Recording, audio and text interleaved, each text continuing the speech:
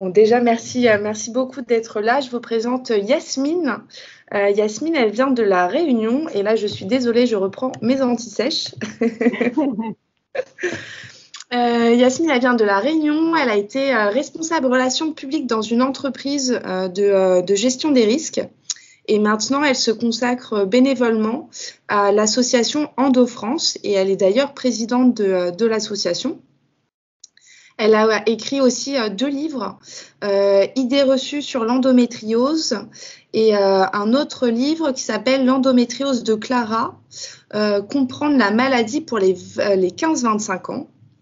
Et elle a été formée à l'éducation thérapeutique du patient. Et pour les choses, on va dire, un peu plus perso, parce qu'on adore présenter les gens avec un petit côté perso, elle a 2 garçons. Elle chante dans un groupe de gospel. Elle fait du tricot, elle brode et elle fait aussi des bijoux. Donc voilà, merci beaucoup Yasmine de nous faire ce tips. Et Yasmine va nous partager du coup 5 tips pour concilier endométriose et travail. Donc je te laisse la parole. Merci beaucoup Margot pour cette introduction. Bonjour à toutes et merci de votre présence. Et je partage mon écran. Hop.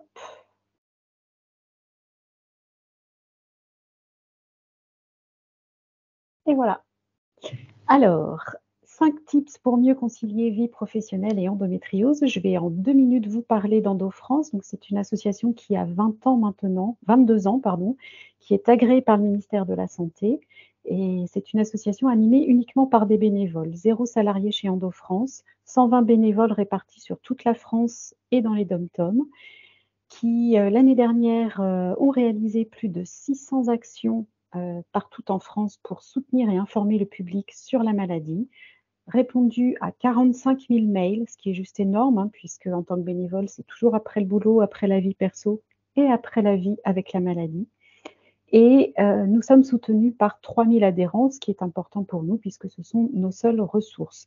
Et à ce jour, grâce à nos donateurs qui sont à 95% des particuliers, nous avons versé plus de 375 000 € à différentes équipes médicales qui travaillent sur la recherche dédiée à l'endométriose, tant en recherche fondamentale qu'en recherche clinique. Alors, de quoi parle-t-on quand on parle d'endométriose? Juste quelques chiffres clés pour introduire le sujet. 10% des femmes atteintes, on va parler d'une personne menstruée sur 10 qui est diagnostiquée endométriose. Ça veut dire que potentiellement, il y en aurait peut-être plus, 2 à 3, mais qui ne savent pas qu'elles ont de l'endométriose parce qu'il faut en moyenne 7 ans pour diagnostiquer la maladie. Il y a 7 ans d'errance médicale. On sait qu'une femme va voir 3 à 5 médecins professionnels avant d'entendre parler d'endométriose, alors qu'elle présente entre 5 et 6 symptômes de la maladie. Dans 70% des cas, le symptôme principal, c'est la douleur, et surtout la douleur qui devient chronique et invalidante au quotidien. 40% des causes d'infertilité sont dues à l'endométriose et à ce jour, on ne sait pas la traiter. Tout ce qu'on peut faire, c'est vraiment essayer d'adopter des stratégies pour vivre mieux et accompagner la maladie. Alors, juste pour schématiser ce qu'est l'endométriose. Donc, l'endométriose tire son nom de cette fine muqueuse qui tapisse l'utérus, ici, l'intérieur de la cavité utérine. C'est ce qu'on appelle l'endomètre. Et on va parler d'endométriose quand on retrouve ailleurs que dans l'utérus des cellules semblables à cet endomètre qui se greffent sur les organes. En fonction des localisations, ça va donner différents symptômes, mais le commun à tout le monde, c'est vraiment la douleur. Et la particularité de ces cellules, c'est que comme elles sont issues de l'endomètre ou qu'elles sont semblables à l'endomètre, elles entendent chaque mois le message hormonal des ovaires qui donnent l'ordre à la muqueuse de se détacher et de se transformer en règle s'il n'y a pas eu de fécondation. Ce qui fait qu'elles aussi, quel que soit l'endroit dans le corps où elles se sont implantées, elles vont saigner et c'est ce qui va créer cycle après cycle des kystes, des nodules, des lésions qui vont abîmer les organes sur lesquels les cellules sont greffées, puis des adhérences qui vont déformer, comme on le voit ici, déformer les organes. On peut retrouver dans le pelvis des organes qui sont complètement collés entre eux. On appelle ça le pelvis gelé, où les organes ont perdu leur mobilité à cause de l'endométriose. Donc, ça va créer un climat extrêmement inflammatoire qui va générer bien sûr des douleurs. C'est le principal impact sur le quotidien. Mais il y aura aussi des dysfonctions des organes. On aura des troubles digestifs, urinaires, des douleurs pendant les rapports. On aura l'infertilité. Tout ça en fonction des atteintes et de la sévérité des atteintes. Il n'y a aucune corrélation entre l'emplacement des lésions et la douleur que ça peut provoquer, et non plus entre la gravité, si j'ose dire, des lésions et la douleur ressentie. Cette douleur, elle va conduire à l'absentéisme, absentéisme scolaire pour les plus jeunes, absentéisme professionnel. Et dans une enquête que nous avons menée en janvier 2020, qui interrogeait près de 1600 de nos adhérentes, elles étaient plus d'une sur deux à reconnaître que l'endométriose impactait négativement leur quotidien professionnel. Alors, à partir de là, comment concilier vie professionnelle, pardon pour la faute, et endométriose? Je vais vous présenter 5 types. Le premier, c'est vraiment rencontrer et parler avec, échanger avec les services de prévention et de santé au travail, l'ex-médecine du travail. C'est vraiment une priorité parce que leur rôle est vraiment de s'assurer qu'à un instant T, les capacités physiques d'un ou d'une salariée sont en phase avec leur mission, avec leur poste, sont toujours adaptées. Et dans le cadre de l'endométriose, ils peuvent être vraiment un recours important parce que ils vont pouvoir faire des préconisations d'aménagement de poste à la direction de l'entreprise. En règle générale, ces préconisations sont suivies. Mais on a appris par beaucoup de salariés que ça n'était pas toujours le cas.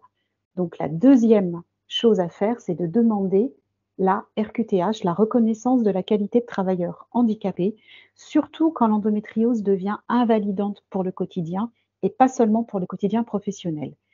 Cette RQTH, elle se demande auprès de la MDPH, la Maison départementale des personnes handicapées, qui va vous donner un dossier à remplir. Il y aura une partie médicale à remplir avec le médecin traitant qui va devoir noter votre parcours avec la maladie, vos traitements, vos soins, et puis vous allez pouvoir y ajouter les comptes rendus médicaux des spécialistes que vous voyez. Si vous êtes suivi en centre antidouleur, si vous êtes suivi, oui, voilà, notamment les médecins de la douleur, parce qu'ils ont un rôle important aussi sur le quotidien avec la maladie, les comptes rendus chirurgicaux également. Et puis, il y a une partie vie personnelle avec la maladie. Et cette partie-là, elle est très importante parce que vous allez pouvoir écrire tout ce qui est impactant sur votre quotidien. Par exemple, concrètement, je ne peux plus porter une bouteille d'eau un pack d'eau parce que c'est trop lourd et que ça me déclenche tout de suite des douleurs dans le bas-ventre. Si je reste debout plus d'un quart d'heure, ça va me déclencher des douleurs qui vont me tenir pendant 48 heures. Je ne peux pas marcher plus de X kilomètres, par exemple. Et tout ça, ça va permettre à la MDPH de déterminer un taux d'incapacité. Et ce taux d'incapacité, eh bien, il va octroyer ou non cette reconnaissance de la qualité de travailleur handicapé.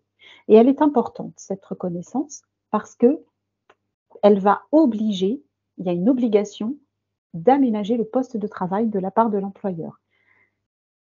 La RQTH, c'est vraiment un bénéfice pour la salariée. Il faut savoir que l'employeur, de toute façon, est sanctionné s'il n'a pas dans sa masse salariale 6% de personnes porteuses de handicap, qu'ils soient visibles ou invisibles. Et dans ses formes sévères, l'endométriose constitue un véritable handicap invisible. Aménager le poste de travail devient donc une obligation de l'employeur, si tant est qu'il est au courant de l'attribution de cette RQTH. Qu'est-ce que ça veut dire aménager le poste de travail? Il y a plusieurs possibilités. D'abord, on va commencer par le mobilier. Quand on est assise sur une chaise de bureau lambda, elle peut paraître tout à fait confortable à n'importe qui n'a pas d'endométriose. Quand on a une endométriose, qu'on a été opéré, multi-opéré, qu'on a des douleurs quotidiennes, le fait d'être dans une position peut-être avec les jambes un peu trop pliées ou sur un mobilier qui finit par se révéler inconfortable, dur, eh bien, ça n'est pas confort, ça n'est pas compatible comme posture, en tout cas, pour assurer sa mission au travail. Le fait d'avoir une chaise qui soit dans un matériau beaucoup plus souple, peut-être conçue de telle façon qu'il ne mette pas de poids sur le périnée, va permettre de rester assise plusieurs heures d'affilée, voire toute une journée, sans avoir de messages douloureux trop importants. Ensuite, on peut aménager le temps de travail. Il y a 2 possibilités à cela. Il y a le télétravail. Alors souvent, des entreprises ont des accords de télétravail, mais dans le cadre de l'endométriose, on peut négocier peut-être de ne pas avoir un jour obligatoire par semaine en télétravail, mais de garder ce jour au moment où on en aura besoin, parce qu'il y aura une crise d'endométriose qui surviendra et que là, c'est compliqué de prendre les transports en commun, compliqué de se tenir debout, compliqué de prendre la voiture. Et donc là, on pourra bénéficier du télétravail en le cumulant pour pouvoir avoir 2 à 3 jours d'affilée, le temps que les douleurs se calment et permettent un retour dans l'entreprise. Et puis, on peut aussi aménager le temps de travail avec la mise en place d'un mi-temps thérapeutique. Le mi-temps thérapeutique, il peut être demandé à n'importe quel moment dans le parcours de soins, dès lors qu'on est vraiment gêné, impacté, fatigué. Il se demande avec le médecin traitant en lien avec le médecin du travail, mais malheureusement, il est soumis au bon vouloir de l'entreprise. L'employeur peut le refuser. Mais ce mi-temps thérapeutique, il a aussi un intérêt après une chirurgie, par exemple. Surtout si elle a été compliquée, qu'on a du mal à se remettre, ben, ça permet de concilier cicatrisation, convalescence et de travailler en même temps.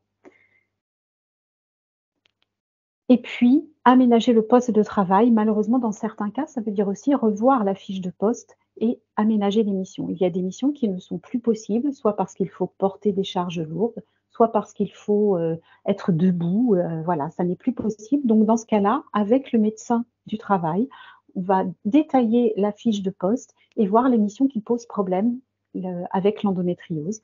Et il y aura des préconisations faites pour trouver des solutions en interne.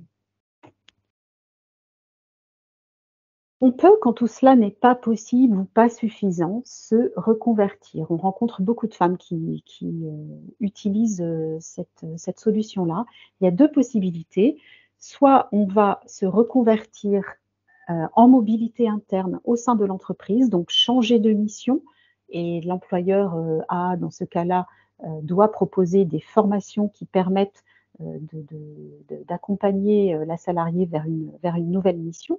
Donc on est dans le cadre de la mobilité interne, soit se reconvertir sur un métier totalement différent, qui sera moins usant, si j'ose dire, physiquement parlant, ou alors, on rencontre ça de plus en plus, des femmes qui choisissent de devenir leur propre patron, elles deviennent auto-entrepreneuses, de façon à pouvoir mieux concilier vie professionnelle et impact de la maladie sur leur quotidien, d'aménager leurs horaires comme elles le peuvent en fonction de ce que va leur dicter leur maladie. Du côté de l'employeur, il y a des choses à faire aussi, notamment quand le télétravail n'est pas possible. Nous sommes intervenus dans des entreprises, par exemple, de production, dans des laboratoires, etc., où là, c'est presque un travail à la chaîne, où il n'est pas possible de télétravailler. Eh bien, dans ce cas-là, on leur suggère de créer un espace ressources. Qu'est-ce que c'est un espace ressources? C'est un lieu où il va y avoir à portée de main un fauteuil, un micro-ondes, une bouilloire pour pouvoir chauffer une bouillotte. Quand la crise d'endométriose survient, on la sent venir bien évidemment. Si on prend un médicament tout de suite, on va pouvoir essayer de la stabiliser, cette douleur, pour lui éviter de monter jusqu'au maximum de l'échelle d'évaluation de la douleur. Le médicament, il met un certain temps à agir. Selon les molécules, il va mettre entre 10 et 15-20 minutes. Pendant ce temps-là, si la personne qui est en souffrance peut aller se mettre dans un fauteuil avec une bouillotte, le temps de se faire une petite séance de relaxation, de sophrologie, d'hypnose, pour laisser le médicament agir et laisser la douleur se poser, elle va pouvoir ensuite retourner travailler sans que la douleur soit augmentée et pouvoir continuer son travail. Elle ne prendra pas le risque aussi d'ajouter un sur-risque en cas d'accident. Si elle ne se sent pas en forme, si elle ne se sent pas bien, prendre la voiture, ça va être compliqué. Dans les transports, ça peut être compliqué. Voilà, il n'y aura pas de sur-risque généré à cause d'une douleur trop importante. On sait aussi que la douleur conduit souvent les femmes qui souffrent à s'évanouir et ça pourrait être dangereux. Donc cet espace permettrait déjà une meilleure gestion de la crise douloureuse pour la personne salariée. Et puis, chose très importante, c'est sensibiliser. Sensibiliser à la fois les managers et les salariés de l'entreprise à ce qu'est l'endométriose, à son impact sur le quotidien et à son impact sur le quotidien professionnel et à tout ce qu'on peut mettre en place pour aider les personnes qui en sont atteintes. Sensibiliser, c'est aussi changer le regard sur la maladie invisible, c'est changer le regard sur ce qu'on ne connaît pas aussi et amener un petit peu plus d'empathie et de bienveillance entre salariés. Très concrètement, des femmes nous ont remonté les dialogues suivants. Mais moi aussi, je connais quelqu'un qui a de l'endométriose, elle a été opérée et puis tout va bien. Toi, tu as été opérée, c'est réglé maintenant. Eh bien non, ça peut ne pas être réglé. Chaque cas d'endométriose est unique. Chaque personne qui souffre d'endométriose aura une prise en charge adaptée, individualisée. Et ce qui fonctionne pour l'une ne fonctionne pas forcément pour l'autre. Il y a autant de formes d'endométriose que de personnes atteintes. Et c'est par méconnaissance qu'on va avoir ces paroles qui peuvent sembler anodines, mais qui vont être blessantes aussi pour les personnes qui les reçoivent. Donc, c'est amener un petit peu plus de bienveillance, de non-jugement dans l'entreprise. Et il est largement temps aujourd'hui que les entreprises intègrent la maladie de manière générale dans l'entreprise, puisque selon une étude qui est parue dernièrement, que je cite dans le livre blanc Endométriose et emploi, une personne sur 5 aujourd'hui est atteinte d'une maladie chronique quelle qu'elle soit et rencontre des difficultés dans l'entreprise. Pour terminer, je vous propose quelques ressources. Donc, bien sûr, le site endofrance.org où les 120 bénévoles pourront répondre à vos questions dans toutes les régions de France. Et puis, des ouvrages. Alors, ces 3-là sont disponibles sur la page Travailler avec l'endométriose de notre site internet. Le parcours de santé des malades chroniques qui fait un état des lieux des aides possibles quand on a une maladie chronique depuis le diagnostic jusqu'au vivre avec. Le livre blanc endométriose, c'est le support que l'on utilise dans nos sensibilisations en entreprise, qui a été relu par une avocate en droit du travail. Et puis le Serious Game Endo-Travail, un jeu sérieux qui lève les tabous sur l'endométriose au travail, où on se met dans la peau du personnage et où on voit sa difficulté à concilier rendez-vous médicaux, travail, et selon les choix que le joueur fait, il aura des informations qui vont apparaître, et puis différents scénarios possibles, à la fois de la part du manager comme de la personne atteinte elle-même. Et pour aller plus loin sur l'endométriose cette fois, donc les 2 livres que tu as cités, Margot, Idées reçues sur l'endométriose, co-rédigés avec des médecins, qui parlent des principales idées reçues que l'on peut avoir et qui vont être confirmées ou infirmées par le médecin en quelques pages. Et puis, l'endométriose de Clara, un format BD destiné aux 15-25 ans majoritairement, mais avec une double lecture pour les parents et pour toute femme âgée de plus de 25 ans, qui va, à partir de témoignages réels, mieux comprendre ce qu'elle vit, mieux comprendre la maladie et la prise en charge. Et j'en ai terminé et je réponds à vos questions si vous en avez. Super, merci beaucoup Yasmine. Ce que je vous propose, vu qu'on n'est pas nombreuses, vous pouvez activer vos caméras et votre micro si vous avez des questions à poser à Yasmine. Ou sinon, vous pouvez les mettre dans le chat et je pourrai les lire.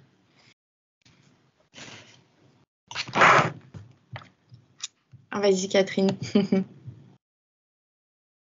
Merci Yasmine, c'est très intéressant. Moi j'ai 2 questions. La première, c'est qu'est-ce que vous proposez chez des femmes qui ont un métier très physique, comme policière par exemple, comment ça se passe? Parce que c'est quand même un milieu où on attend qu'elles soient très physique, quoi, active et voilà. Et deuxièmement, j'ai bien entendu, vous dites qu'il faut sensibiliser, même la patiente peut se sensibiliser l'entreprise, et je l'entends.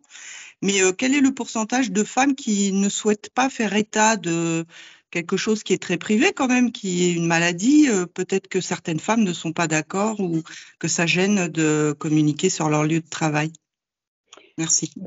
Bonne question, Catherine. Alors, quand on a face à nous ce type de cas, de personnes, je commence par la dernière question, ce type de personnes qui ne souhaitent pas partager leur endométriose. Alors, bien sûr, on le comprend, bien évidemment, c'est une maladie tellement intime et c'est très difficile. Hein, d'ailleurs, on n'a pas la solution. Est-ce qu'il faut en parler ou pas? Ça dépend vraiment de la relation de confiance qui s'instaure entre la salariée, son manager et l'équipe.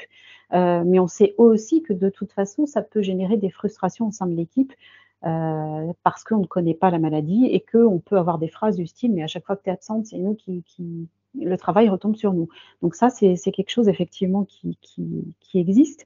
Ce qu'on conseille à la patiente, c'est toujours de toute façon d'avertir le médecin du travail parce que le médecin du travail, il est soumis au secret professionnel, au secret médical comme tout médecin et il n'ira pas révéler la cause de la maladie. En tout cas, il ira dire il y a un problème de santé chez cette personne qui nécessite un aménagement de poste. Donc, la cause ne sera jamais révélée. Idem pour la RQTH, quand elle est obtenue et qu'elle est informée à l'employeur, qu'elle est dite à l'employeur n'a pas à savoir pour quelle raison cette RQTH a été donnée. Libre à la personne vraiment de dire c'est pour de l'endométriose et je veux aller plus loin, je veux sensibiliser l'entreprise, etc. Après, on a eu aussi le cas de personnes qui disaient moi, je veux faire une action sur l'endométriose, mais je ne veux absolument pas qu'ils sachent que ce soit moi. Donc, je vous donne les coordonnées de la DRH, faites un courrier, expliquez ce que vous faites, et voilà. Et on est intervenu dans ces entreprises sans que la personne qui avait fait cette démarche en sous-marin ne soit nommée et que les autres sachent que c'était elle qui était à l'origine de ce projet-là. Donc, on trouve quand même des solutions.